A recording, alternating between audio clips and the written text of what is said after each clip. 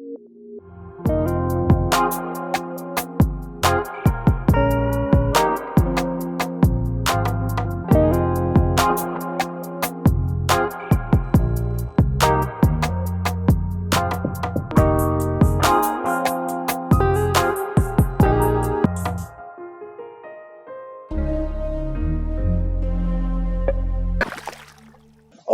baik lagi sama gue di Istana Sang Raja King Wawa.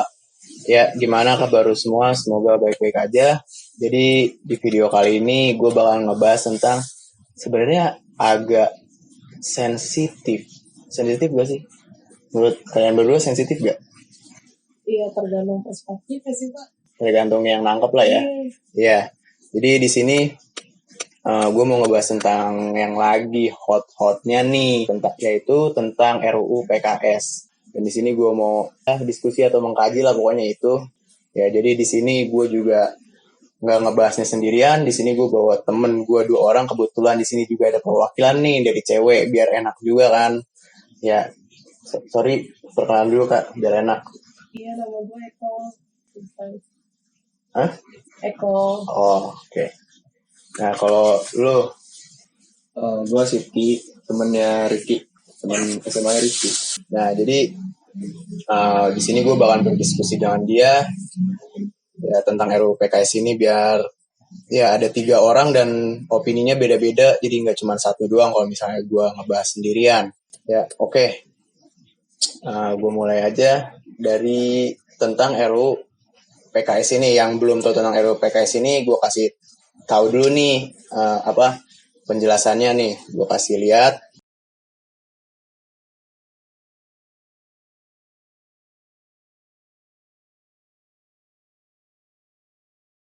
Nah, ya kalau misalnya kecepatan bisa lu skip, maksudnya lu pause biar lu lihat dulu tuh yang jelas. Kalau menurut pribadi gue ganggu sih ya, ganggu menurut gue. Karena RUU PKS ini gimana ya? Gue bukan ngebahas tentang si RUU PKS-nya ini, tapi gue ngebahas tentang orang-orang yang berharap, gimana ya, bisa dibilang tuh berharap lah tentang adanya RUU PKS ini. Jadi seakan-akan orang ini jadi ketergantungan sama RUU ini. Nah, kalau menurut dari lu dulu deh Ki, cewek dulu deh biar enak, karena kan gue udah ngomong nih cowok. Kalau menurut lu gimana Kak? Pandangan gue, ya kan sekarang kan maksudnya kan wanita kan agak sedikit rentan ya Pak ya. Terus kan yang gue lihat juga di Twitter kan Kontras ngeluarin data pelecehan secara seksual ataupun non seksual itu kan semakin tinggi juga dari tahun ke tahun. Jadi ya PKS perlu dikaji sih gitu, perlu dipertimbangkan untuk cepat-cepat diterapkan. Tuh. Mungkin biar lebih ada spesifikasi gitu, penggolongan-penggolongan secara pelecehan itu apa sih gitu. Tapi dari Kontras itu ada datanya kan? Ada, dia juga munculin di Twitter, dia juga sempat nge-retweet itu. Oke. Data-datanya. Ya, gua kasih lihat juga data-datanya jadi biar enak juga. Nah, kalau dari lu Ki, gimana? Menurut gue itu suatu rancangan undang-undang yang penting ya. RUU PKS, rancangan undang-undang penghapusan kekerasan seksual. Sebenarnya udah dirancang dari tahun 2012 sama Komnas Perempuan. Dan tujuannya sebagai payung hukum untuk melindungi korban kekerasan seksual. Dan yang pasti mencegah untuk kejadian-kejadian itu terulang kembali di masa depan. Ya menurut gue dari situ aja udah bisa jadi alasan yang kuat buat kenapa kita harus pro dengan RUU PKS itu. Ya pasti ada lah di sekitar lu yang perempuan, misalkan saudara lu, adik lu, keponakan lu atau kakak lu. Kalau dari gue sih untuk pengantar kali awalan gitu sih dari gue. Nah, kalau dibilang gue pro atau enggaknya, kalau dari gue nih ya, kalau dari gue secara pribadi gue dibilang pro iya, enggak juga enggak. Kenapa gue tengah-tengah gini? Kalau dari gue, jadi gimana ya? Kan kalau pelecehan itu kan enggak dari dunia real doang tuh, maksudnya kayak ketemu gitu kan. Tapi di dunia sosmed juga sama kan, itu pelecehan juga. Nah, tapi yang gue nggak suka itu karena ada masalah ini, pasti ada gimana ya? Sebelum timbulnya ada masalah pasti Ada picu. Nah, ada sebab akibat lah, ibarat kata sebab akibat. Oke, thank you Kak. Ya, ada sebab ada akibat juga. Nah, jadi jangan sampai lu kalau misalnya udah dilindungi dengan RUU PKS ini pun, ya lu jangan mangkak juga gitu. Lu nanti bergaya dengan sebebasnya, lu berekspresi dengan sebebasnya di dunia sosmed lah contohnya. Ya, karena itu dunia luar, itu dunia semua orang bisa ngelihat lu. Kalau dari gue, kalau misalnya lu nggak mau dilecehin, ya lu jangan bertingkah. Ibarat kata lu kalau nggak mau ditonjokin, ya lu jangan tengil. Ibarat kata kayak gitu kalau dari gue. Nah, kalau setujunya, itu kan gue nggak setuju tuh yang itu. Kenapa gue nggak setujunya? Nah, kalau gue setujunya, ya gimana ya? Ya namanya juga wanita lah ya, yang di identiknya wanita apa? Yang lemah lah, apa gimana? Identiknya ya orang yang lemah lah, ibaratnya makhluk yang lemah. Gue juga setuju lah dia dilindungin ya, tapi ya yang gue pengen jangan sampai dipermainkan aja RUU ini. Kalau misalnya udah dilindungin, ya paling itu aja sih dari gue. Nah, kalau dari lu sendiri Kak, gimana? Iya, tadi gue mau ralat, gue bilang kontras ya. Sorry, yeah. Komnas HAM. Oh, Komnas HAM. Iya, gue salah, gue ralat. Enggak apa-apa. Apa? Gue pandangan gue sebagai wanita, iya, benar gak? Iya, benar. Kan kalau misalnya hukum sebab akibat itu kan memang iya Pak gitu. Hanya saja si PKS ini kan memang diharapkan gitu kan supaya tindakan secara pelecehan itu ya kan secara langsung atau tidak langsung itu ya diminimalisir gitu. Dan menurut gue ini memang sudah jadi suatu keharusan. Apalagi kan dipicu juga sama kayak kemajuan teknologi Pak ya kan. Kayak misalnya wanita yang memposting fotonya gitu kan. Mungkin sudut pandang orang lain bilang ya itu normal gitu. Tapi ada juga mungkin yang bilang kalau itu terlalu seksi dan akhirnya menimbulkan vulgar. Iya kan kayak gitu gitu. Itu juga kan jadinya ya supaya kalau menurut gue nih, gitu kan gunanya undang-undang ini kan supaya manusia itu berjalan pada frame-nya gitu loh. Jadi ada batasan-batasan. Kayak misalnya lo juga jadinya adanya undang-undang ITE. Jadi lo nggak bisa sembarangan tuh kayak misalnya, wah ini.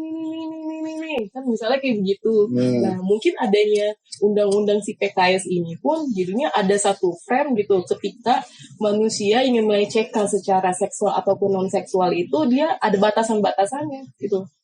Ya, tapi nggak sih? Ya, tapi kan di pelecehan seksual yang ini dari kata-kata juga kan ya, dia ngerasa kalau dia serasa dilecehkan. Nah, tapi kalau dia yang nimbul duluan gimana? Maksudnya ya oke, emang otak orang emang beda-beda lah ya, pikiran orang emang beda-beda. Ada yang ngeliat kebuka dikit, hayu.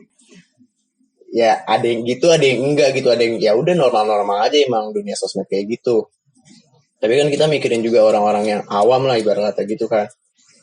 Yang ibarat kata niat sekali gitu ya karena kan emang di dunia sosmed emang karena dia kemakannya sama itu-itu mulu. Ibarat kata asupannya tuh itu-itu mulu gitu Kak. Jadi ya gimana dia pemikirannya enggak belok kalau di asupan dia aja asupannya dikasihnya gitu-gituan mulu. Ya, iya.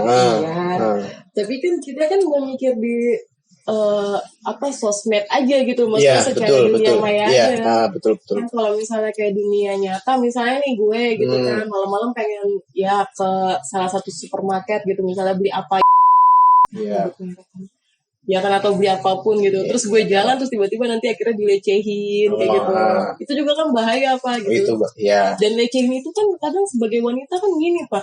Kalau pandangan wanita ya, kadang kita tuh juga edukasi terhadap pelecehan itu tuh belum terlalu luas Pak, belum terlalu merata terhadap ke semua aspek masyarakat. Jadi kadang kalau misalnya gue nih naik motor gitu kan, terus kayak cuman cewek cut kayak gitu, dia tuh kayak ngerasa itu bukan sebagian dari pelecehan. Berarti itu bukan? Mungkin dia merasa seperti itu, ya kan? Tapi kalau gue pribadi, kalau misalnya gue jalan, yang notabene gue berpakaian yang aman ya, pakai jaket dan tutup seperti itu, terus ada yang kayak gitu, itu kan menurut gue adalah satu ancaman juga gitu. Betul. Bisa aja kan nanti dia nguber gue atau apa. gunanya si PKS itu juga kan mungkin di situ juga kan. Iya, benar-benar. Kalau dia emang bener menggunakan RUU ini. Iya, kan pelecehan itu kan bukan berarti kayak sorry gitu, lu diculik dan lu dilecehkan secara langsung nih gitu kan. Akhirnya lu hamil gitu segala macam. Bukan hanya sekedar itu. Kadang-kadang kan bisa di jalan, cewek jalan misalnya di gang nih gitu. Terus tiba-tiba ditepuk gitu. Itu kan juga sebagian dari pelecehan, Pak. Iya, itu ya jelas. Kecil, itu gitu. jelas. Tapi kadang wanita itu jarang untuk speak up. Karena pandangan orang-orang juga ngerasa kayak wah dia pernah dilecehkan nih, dia pernah di ini nih, dan masyarakat berpandangan oh berarti dia sudah tidak suci lagi gitu. Namanya jadi buruk lah ya. Iya. Jadi seharusnya memang pemerintah itu dibarengin juga sama edukasi tentang ini gitu loh. Itu penting sih, Pak. Gue ada mau sedikit komentar tapi gue ke dia dulu karena dia belum ngasih pendapat. Nah, kalau menurut lu gimana? Ini konteksnya berarti dunia maya tadi kan ya? Iya, boleh. Tadi. Ya, kalau yang dari gua. Sebenarnya kan tujuannya dunia maya kan emang buat mengekspresikan apa yang nggak bisa ekspresikan di dunia asli. Betul. Jadi menurut gua ya sah-sah aja buat mengekspresikan apapun itu di sosial media. Tapi hal itu bukan membenarkan perilaku-perilaku para pelaku yang misalkan kayak melecehkan. Kan pelecehan tuh nggak cuma pelecehan fisik, nggak cuma pelecehan verbal kayak Neng mau kemana Neng, Pak turunin dikit dong Neng, kayak gitu-gitu. Ada juga verbal pelecehan versi ketikan. Jadi kolom-kolom komentar tuh juga mungkin kita juga biasa yang lihat yang kayak gitu. Kalau misalkan ada postingan-postingan yang bisa dibilang busananya terbuka ya, yang merusak harmonisan sempak lah. Saya korbanin. Lanjut. Jadi kalau menurut gua apapun yang lu posting itu emang benar udah menjadi konsumsi publik. Apapun yang lu posting di dunia maya, lu nggak bisa pungkirin itu. Mau lu suka nggak suka, lu harus terima itu. Dan apa yang lu berani ngepost, lu berani bertanggung jawab. Tapi sekali lagi, hal itu bukan bisa membenarkan perilaku lu yang nggak ada etikanya buat komentarin bentuk tubuh orang atau ngata-ngatain apalah dengan postingan mereka itu. Ya menurut gua pentingnya RUU PKS juga bisa menjurus ke situ kalau di sosial media. Nah, lu ada mau komentar atau gua mau langsung komentarin? Enggak, berarti gue ambil kesimpulan yang gue tambahin ya Bang. Berarti memang kita harus bijaksana dalam bermedia sosial. YOLO! Itu. Dan sebelum lu bersosial media ya lu harus tahu dulu dunia sosial media tuh kayak gimana. Benar gak sih? Karena kan bisa terekspos secara universal luas. Berarti gitu. Jatuhnya dia berani ngambil tindakan, berani ngambil resiko juga. Iya. Ya udah. Nah, kalau yang tadi lu Kak, yang masalah tadi yang lu kayak contohnya cewek gitu di toel. Nah, kalau misalnya ini kan misalnya doang contoh. Kalau gue temenan nih, gue temenan sama dia sebagai cewek deh. Kan gue temenan sama dia. Kalau misalnya gue noel dia, misalnya gue berkomentar doang nih sama dia, itu pakaian lu kayak gini-gini. Nah, terus padahal kita temen itu cuma bercanda-candaan doang. Nah, itu gimana tuh? Berarti terserah di dianya nih, dia mau ngambil ke guanya tuh kayak gimana? Atau gimana tuh? Iya, itu sih balik ke individu ya Pak ya. Kan terkadang misalnya kayak gue nih datang gitu kan ke sini sekarang, terus at least gue pakai tank top, pakai hot pants gitu kan. Dan itu kan agak sedikit sebenarnya juga norma kita sebagai bangsa Indonesia. Lagi-lagi itu yang gue ingetin, norma kita sebagai bangsa Indonesia kan ada tutur keramanya, berpakaian seperti apa segala macamnya. Oke, kalau misalnya pembahasan kita lagi di Bali, lu pakai bikini kayak gitu ya kan, it's okay, itu memang itu nggak masalah. Ya udah gitu. Mungkin itu kan balik ke haknya orang masing-masing kan gitu kan. Itu memang hak lo gitu. Tapi menurut gue sih, pandangan gue sebagai wanita, gue kesini gue pakai hot pants gitu, gue pakai tank top, lo kayak sebenarnya maksud lu berarti bahaya dong. Kalau misalnya lu temen yang kayak, lo kenapa sih kok pakai baju kayak begitu, pakai jaket gue nih kayak gitu. Ya, sebenarnya kan menganjurkan kan supaya meminimalisir gitu kan. Iya kan. Ya sebenarnya itu. Nah, tapi kalau misalnya dia batu dan dia amit-amitnya deh kejadian gitu. Yang penting kalau menurut gue yang Itu udah penting itu pilihan. bukan lo yang ngelakuin, ngerti nggak? Iya sih emang. Ya, itu kan pilihan di lu juga kan. Walaupun dipicu nih, ya dia mau micu dong. Iya. Dia mau micu benar. nih, ya kan. Gue datang nih pakai hot pants gitu Iya. kan, terus kayak gitu. Kan gue mau micu, ya kan. Terus akhirnya lu mau berbuat sesuatu pelecehan dan akhirnya gue marah. Akhirnya gue melaporkan lo. Kayak gitu kan berarti ya. Iya. Iya benar. Ya kalau pandangan gue sih yang salah ya ceweknya. Iya. Pandangan gue. Sama gue juga. Iya, tapi nggak tahu juga nih. Tujuan dia apa? Gak tau apa nih? Gak tau apa dulu nih? Gue belum nangkep nih. Nggak tahu juga. Pasti kalau secara yang gue tahu nih, yang gue tahu pasti si laki-laki juga yang akan jadi pelaku yang di follow up di. Lo paham kan? Pasti nanti Rifki gitu kan melakukan tindakan pelecehan atau Rifki melakukan pencabulan terhadap si ini. Iya nggak sih? Pasti yang di follow up gitu kan. Karena kan gue merasa gue adalah korban. Betul. Nah makanya lu nih harus stay strong. Iya. Harus menjaga nafsu lah ya. Iya. Gitu. Yang membedakan manusia dengan hewan kan itu, Pak. Insting dan aksi. Iya. Kan manusia dibatasi sama nafsu sama aksi. Kalau hewan kan nafsunya udah lebih, hajar aja. Bedanya kan itu, Pak. Nah, kalau kan berarti ini jatuhnya ke sex education juga ya kayak. Iya betul. Kemarin gue ada pertanyaan dari temen gue, ya ini dari secara mulut sih, ya emang nggak ada buktinya di sini. Ya gue nggak mau ngejawab, soalnya gue mau jawabnya di sini. Jadi pertanyaannya itu, menurut kalian berdua nih, sex education itu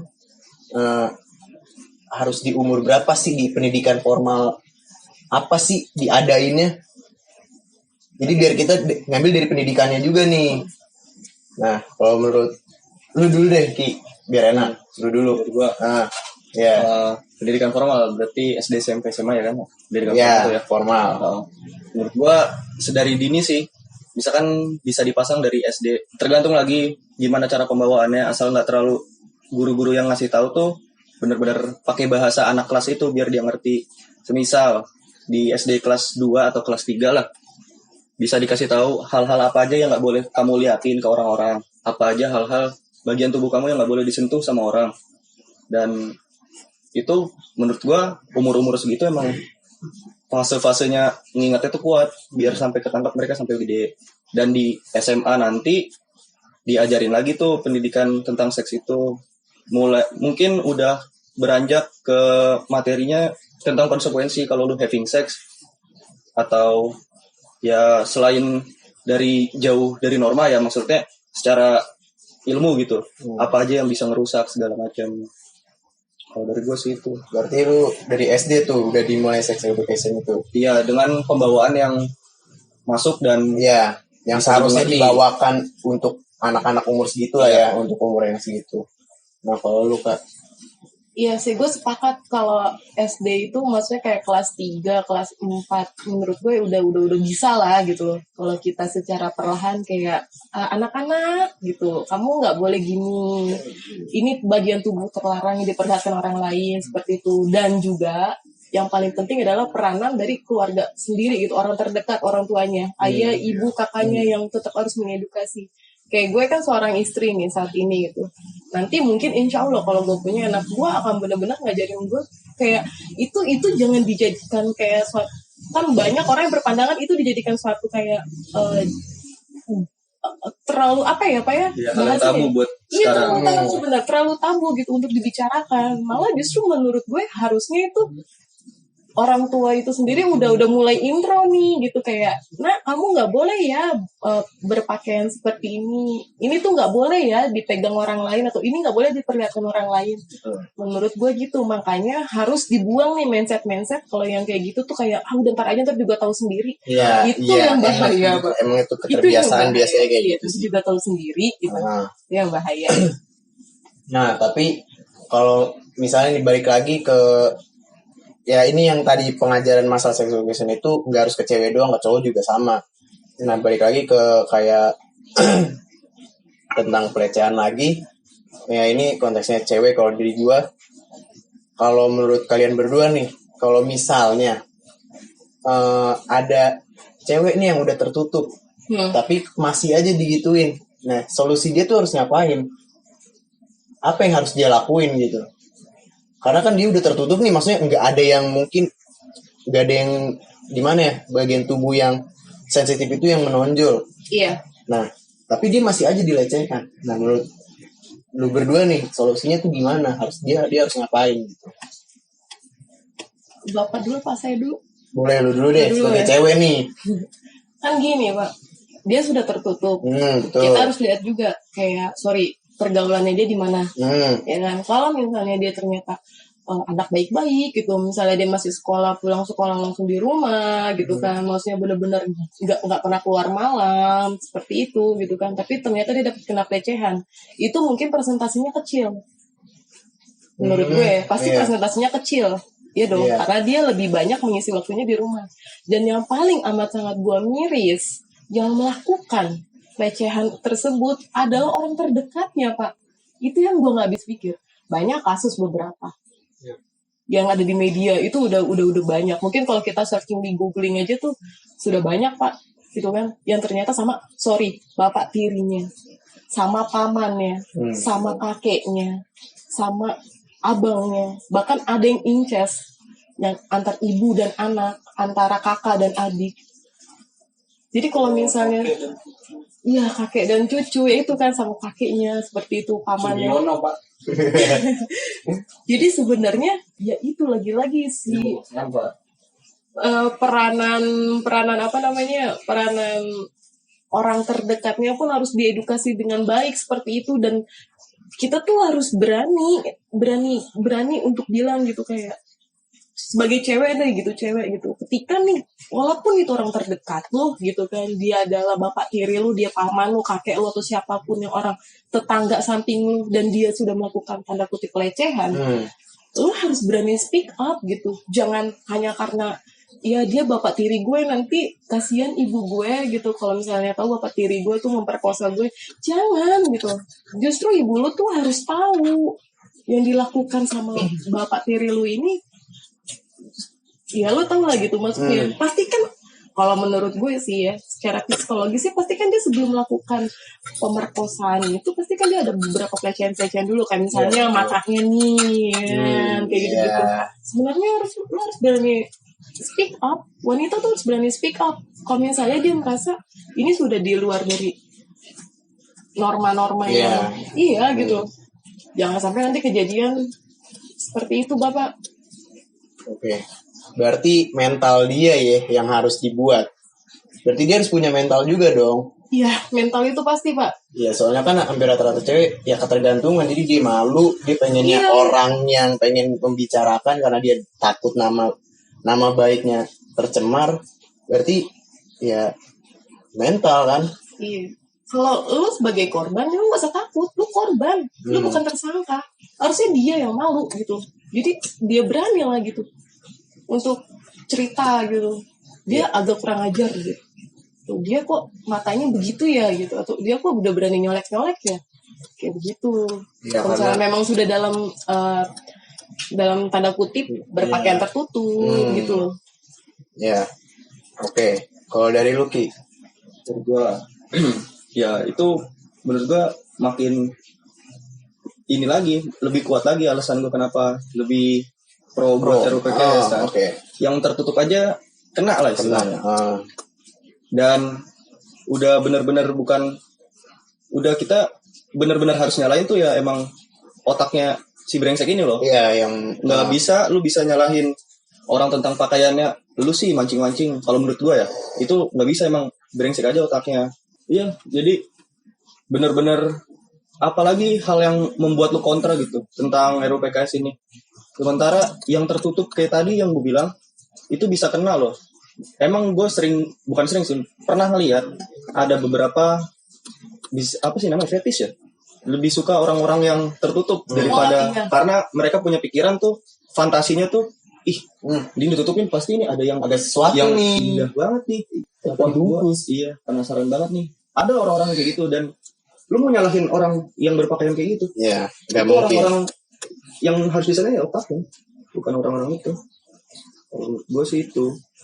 Terus kalau yang tadi bahas yang korban, misalkan lu ke teman lu, apa lu kayak bercanda. Iya. Nah, yang bisa dibilang korban kan kalau misalkan gue udah ngerasa gue diremehin, gue udah ngerasa direndahin, dan lu sebagai, kita taruh pelaku lah subjeknya, lu sebagai pelaku yang nggak bisa ngasih standar yang sama gitu ke semua orang. Paham kan maksud gue ya? Iya, paham. Iya, jadi tahu batasan lah, tetap jalan sesuai gitu, seporsi-porsinya aja, jangan berlebihan. Kalau menurut lu gitu. Jadi kalau misalkan lu emang begitu bercandaan lu, ya it's okay selama benar-benar nggak nyakitin, nggak nyenggol privasi temen lu ini yang lu colok ini, yang lu bercandain biasanya.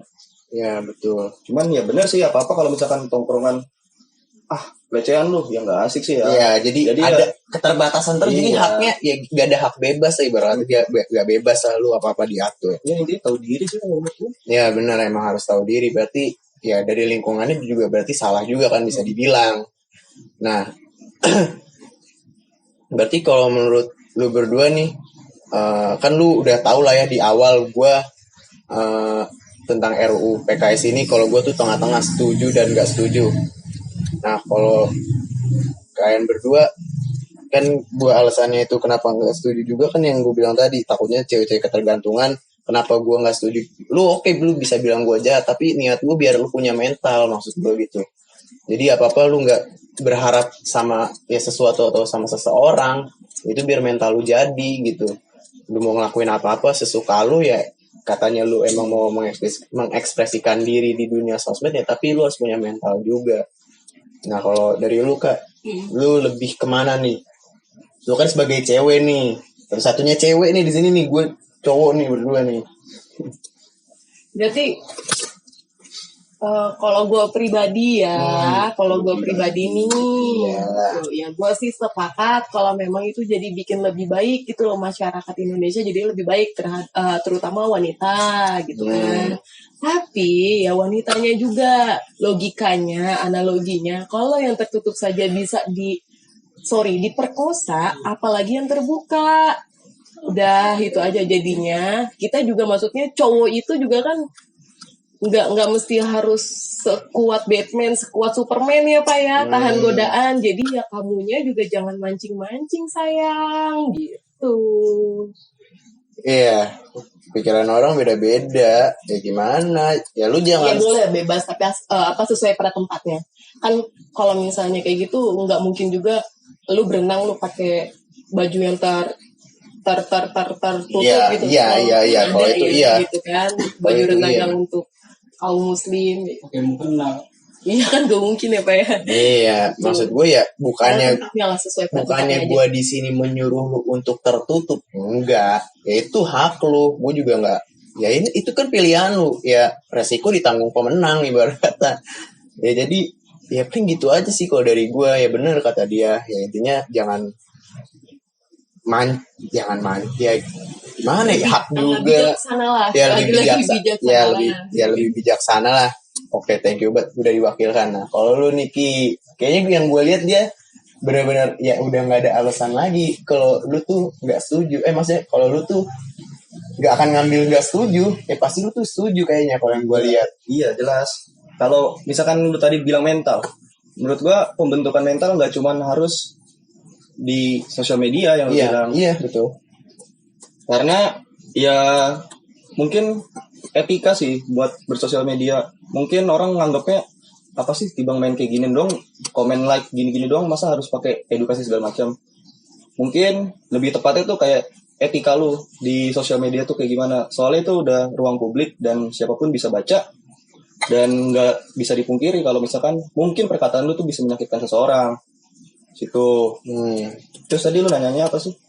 Ya lu lebih milik mana dan lu kenapa lu nggak sampai ngomong nggak setuju? Kenapa? Pasti ada alasannya dong. Kenapa lu nggak setuju nih? Kalau gue kan kayak tadi gue ada tuh. Kenapa gue setuju? Kenapa gue nggak setuju? Tapi kalau gue kan emang tengah-tengah. Iya. Karena emang perlu banget sebagai payung hukum yang tetap buat melindungi hak-hak korban nih kan. Nggak cuman mencegah, itu sampai tindak pemulihan loh kalau RUU PKS itu. Pemulihan korban. Jadi misalkan dari psikologisnya kena atau apa itu bisa dikuliah segala macam. Dan banyak yang kasusnya tuh udah ketunda, bukan ketunda sih, maksudnya udah sampai situ aja karena bisa dibilang kamu mah itu hubungan suka sama suka. Oh iya. Jadi udah sebatas itu aja, padahal enggak. Dan lagi-lagi karena mungkin hal itu banyak orang-orang yang mau speak up jadi nggak jadi. Percuma kalau gue speak up, gue malu doang dapet gue nggak bakal dapet perlindungan, gue nggak dapet hak pemulihan gue. Jadi ya buat apa? Nah itu yang harus sebenarnya dibenahin. RUU PKS itu menurut gue penting banget. Yes. Apalagi kan kalau dilihat track recordnya sendiri, pelecehan seksual tuh 2019 aja tuh naiknya dari 2018 ke 2019 tuh naiknya hampir 100%. Hampir 100%. Gue lupa sih datanya. Yang penting tuh intinya naik dari 2012. Pokoknya naik setiap tahun tuh. Dan apalagi sih maksudnya kenapa lu harus kontra gitu? Ini ngelindungin perempuan loh. Ya kan tadi gue bilang, gue juga setujunya karena emang melindungi perempuan ya. Siapa sih yang gitu. Iya. Tapi menurut gue harus tetap diseimbangin dengan edukasi di pendidikan secara formal, pendidikan secara di tingkat keluarga, ya kan, dan juga bijaksanalah gitu loh terhadap diri sendiri, gitu ya kan Pak, supaya mencegah. Iya tuh, itu sih yang paling gue. Iya, jadi kayak lu jangan asal main kayak lu. Ya balik lagi nih ya kayak ke sosial media nih. Ya, jangan kalau di dunia nyata kan emang ya gimana? Ya nggak bisa di spontan itu kan tiba-tiba kan terjadi. Ya gue juga ketika tidak ada peluang ya tidak akan ada. Ya ketika kita meminimalisir peluang untuk dilecehkan, berarti kan juga meminimalisir angka pelecehan itu terhadap gue gitu loh. Ya betul. Kan? Ya paham. Nah berarti tapi menurut gue kalau misalkan gue benar-benar nggak mau nggak nyalahin si perempuan tentang busananya sih, kayak benar-benar otak orang itu. Makanya RUU PKS kan untuk menindaklanjuti si pelaku. Jadi mungkin ada salah satu kasus dan hal itu benar-benar sampai dipidana nih misalkan pelakunya, otomatis buat pelaku-pelaku selanjutnya bakal mikir, wah si kampret kena tuh gara-gara cuma ngomong kayak ginian. Dia pasti bakal mikir. Jadi nggak ada alasan buat lu mancing gua sih. Ya gimana nggak nyamperin kalau kucing dikasih ikan asin. Kan orang-orang analoginya kayak gitu. Ya perdebatannya gitu. Ya kayak gitu. Emang sama gue juga. Ya, cuman nggak sesempit itu kalau menurut gua. Secara gue pribadi sih kalau gua ya beranggapan seperti itu. Pandangan secara psikologis kan gimana ya Pak ya, ketika kita nggak tahu di dalam kondisi emosional kita nih lagi bagus atau enggak gitu kan. Ketika misalnya kita lagi pusing banyak masalah terus tiba-tiba sorry gitu, walaupun gue kaum wanita tapi gue juga nggak suka gitu ada wanita tiba-tiba datang yang berpakaian tidak pada tempatnya, tidak sesuai dengan tempatnya, lalu dia juga mancing-mancing, akhirnya ya memang si laki ini salah gitu kan, dia memperkosa ini wanita gitu. Tapi seharusnya kita bisa sama-sama bekerja sama meminimalisir gitu loh. Karena kan yang jadi korban itu kan bukan hanya sekedar wanitanya aja, tapi kan keluarga besarnya gitu kan, keluarga besar si laki atau mungkin si lakinya juga yang tadinya tuh gara-gara gitu kan dipicu ini, akhirnya dia tuh jadi tidak bisa meneruskan pendidikannya misalnya, atau misalnya karirnya dia terhenti. Itu kan jadi jangka panjang Pak. Apalagi kalau misalnya ternyata si wanita ini hamil. Ya, amit-amitnya lah ya. Misalnya hamil kayak gitu. Terus nanti misalnya diaborsi, nanti kena ada undang-undangnya lagi, ya kan. Ataupun bisa tidak diaborsi, akhirnya nanti ya itu lagi-lagi balik kan kayak pandangan masyarakat masih kayak hamil di luar nikah. Iya. Gitu. Kasihan anaknya. Gitu loh, kasihan anaknya. Jadi sama-sama lah kita kerjasama untuk meminimalisir gitu, dan semua lini, semua aspek harus bekerja sama untuk itu gitu. Walaupun ya memang sekarang sudah globalisasi ya, secara kemajuan teknologinya sudah pesat segala macam ya, tapi tetap sih menurut gue edukasi tentang kesusilaan dan moral itu tetap harus sinkron, harus harmonisasinya harus kuat gitu Bapak. Oke. Ada yang mau komentarin dari dia atau dari gue? Lu mau komentarin? Kalau gue sepakat sama kakak. Kalau sama gue enggak. Kalau sama gue kan tadi beberapa poin gue oke. Ya, tapi ada yang enggak juga kan ya. Oke. Ya paling sih ya gitu aja sih kalau dari kita bertiga ya. Karena pertanyaan ini juga udah universal juga ya, orang-orang juga mencari jawaban ini.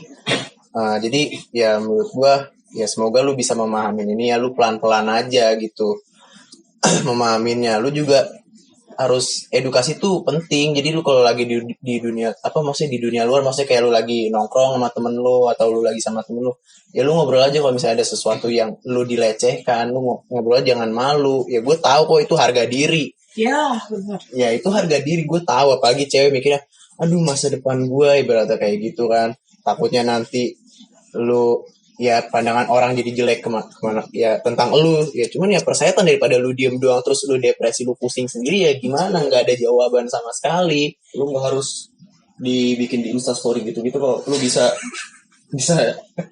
ya via Valen gitu, Pak. Oh iya iya. Itu berani. Iya Itu berani. betul. Itu kurang ajar dia. Iya, lu bisa cerita dengan ke teman lu. Terus misalkan ntar teman lu bikin tweet terus nge-spill si pelaku, dan pelaku kan pasti menerima sanksi sosial. Iya. Dan itu terserah lu pengen dibawa ke jalur pidana apa gimana. Iya. Kalau udah disangkan kan jadi enak gitu. Biar nggak ada pelaku selanjutnya. Ya jadi kalau menurut gua ya intinya kalau lu dilecehkan atau gimana jangan malu. Ya lu ngobrol dulu aja nih sama orang yang menurut lu percaya. Ya yang dia bisa ngasih lu solusi lah, ngasih lu jalan keluarnya kayak gimana. Jangan diem aja. Ya lu kalau diem aja lu yang kesiksa sendiri. Itu kalau dari gua. Ya sama, ya benar kata dia, bijaksana juga dalam bersosial media. Ya kalau masalah tentang dunia nyata nanti lu diapain ya atau gimana, ya itu hak lu kan. Lu mau berpakaian gimana ya, gue juga sama gak akan berkomentar.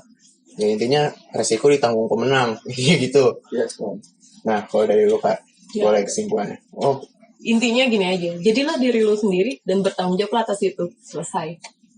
nice. Dan, jika posisi lu sebagai korban, jangan pernah nyalahin diri lu sendiri, karena itu cuma bisa ngancurin diri lu sendiri. Lu bisa depresi, terus kepikiran buat bunuh diri segala macam. Betul.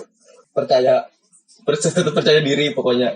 Lu jangan nyalahin diri lu sendiri, karena itu emang bukan bener-bener salah lu. Itu salah otak-otak bejat yang berani gituin lu. Nah, oke, sekian dari video gua kali ini. Semoga ada manfaatnya. Ya jangan lupa juga ambil positifnya, buang negatifnya. Ya, selamat tinggal. Bye bye.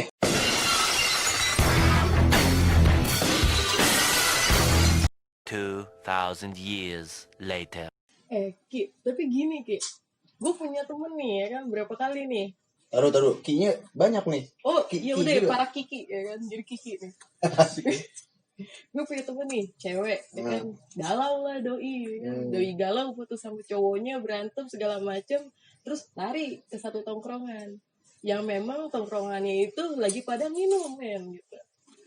Terus nih cewek yang gak pernah mabok, sosokan mabok dong.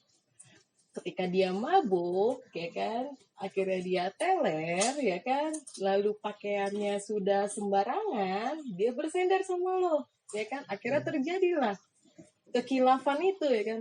Yang salah siapa? Menurut kalian gimana?